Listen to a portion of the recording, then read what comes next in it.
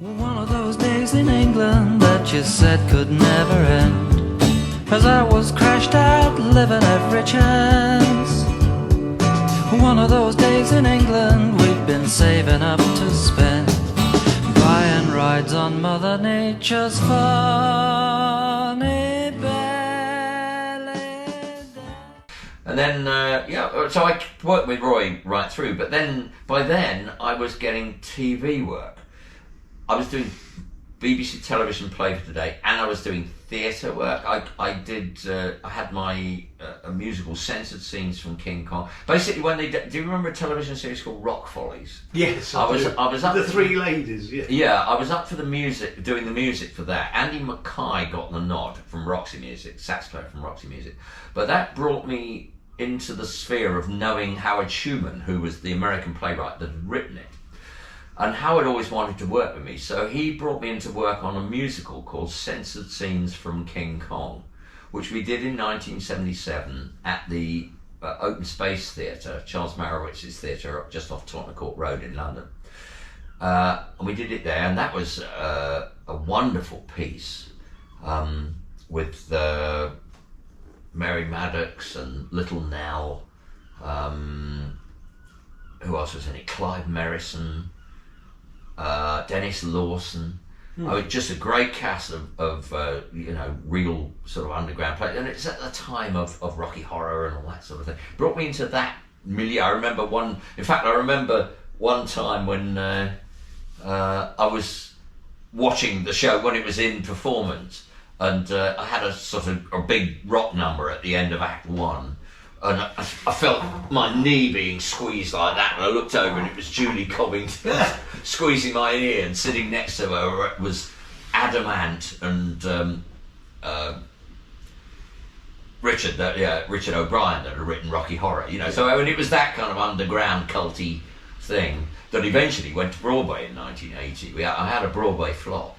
Ethel Merman came to my Broadway flop, but we get ahead of ourselves. That was 77. But I was doing more and more theatre. But I was doing play for today with various directors.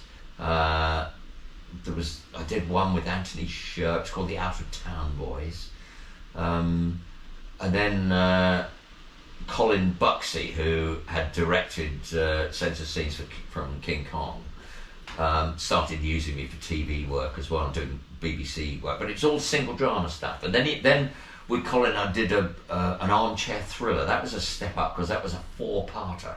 And the thing is, it's more prestigious, the more episodes. So when you get into drama series and serials, that's a big step up because you're being given the responsibility for 6 shows or 13 shows, or you know what I mean? It's a bigger deal. So I was working my way up in television. But I was also doing theatre stuff, and then by the end of my time with Roy, because I was working with Roy a lot all through that, and doing solo work as well. And there were odd tours. I mean, I toured with the Albion Band in 77 or 78. I mean, I was just a gun behind. I was still doing session work like there was no tomorrow.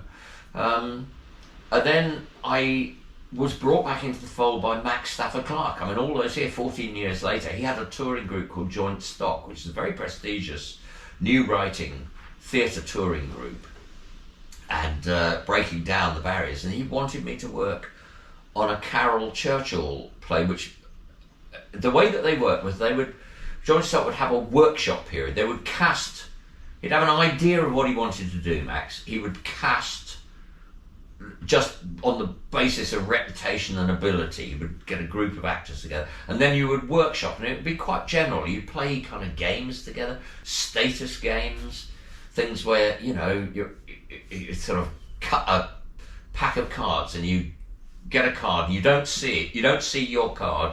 You just hold it up on your forehead so everybody else can see your card, but you don't see it yourself. And you then go into a room and you carry on a normal conversation. Maybe you'll be given a scenario, it's a dinner party, it's a something or other, but you act and react to the people on the basis of the status. So obviously, if you're high status, you're a king. If you're low status, you're a 2. And you have to work out what your status is, and then you sit down and discuss the experience. Those kind of things. I mean, they're theatrical games, but Max had got a load of them, and as a theatre director, he really knew what he was doing. And out of that, then a piece would be evolved through the interaction of the company. There would be a writer attached, and the one I was brought in to work on, the first one I was brought in to work on was Carol Churchill was the writer. And the play became a play called Cloud 9, which was a modern classic, very important play. So I worked on the music for that. Then that went on tour, and I went on tour with them, obviously, to see how the work was going. Then it came in to the Royal Court, but before it came into the Royal Court, Max had been made artistic director of the building. Oh.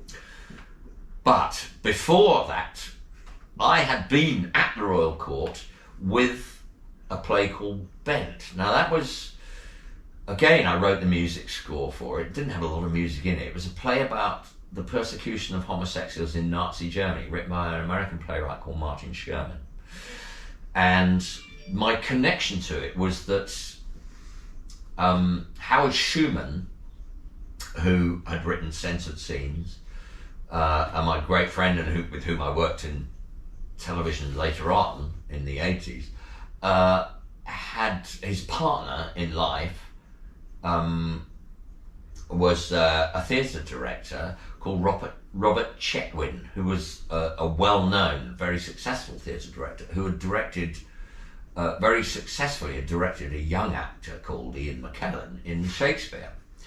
And this was to be Ian's coming out piece, because Bob Chetwin was gay, Ian was gay, everybody knew it, but it was not publicly declared.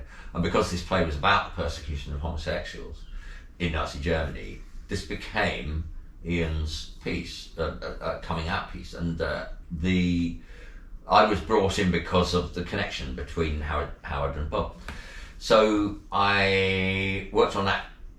It was initially in for 3 weeks at the Royal Court, produced by Eddie Kulakundis, and then it transferred, because of Ian and Tom Bell, who was the other lead, it transferred to the Criterion Theatre, which is right on Piccadilly Circus, my first and only West End play. So that had happened. Then Max got the gig at the Royal Court, so I was back at the court about 2 months later with Cloud 9, which was recast. It was the court production, which instead of having Tony Sher and who else was in it, Julie Covington was in the touring version. Then when it came in, it was Graham Garden playing the Howard Sher place, and Harriet Walter playing the Julie Covington part. Miriam Margolyes was in the touring one again, so I worked with her on Life Swappers, and then I was back working with her, and so I mean the good thing is that now that she's a national treasure, or a national trinket, I think she refers to herself as, but now that she's quite an outspoken quite an outspoken lady and very much in the public eye, finally, at last, thank God. But I knew her very well through the work in the set, because I worked on things then, so nothing that's happened. You just said Graham Garden. I thought, well, now you must have encompassed almost every sort of comedy musical group. There's more to come, you see.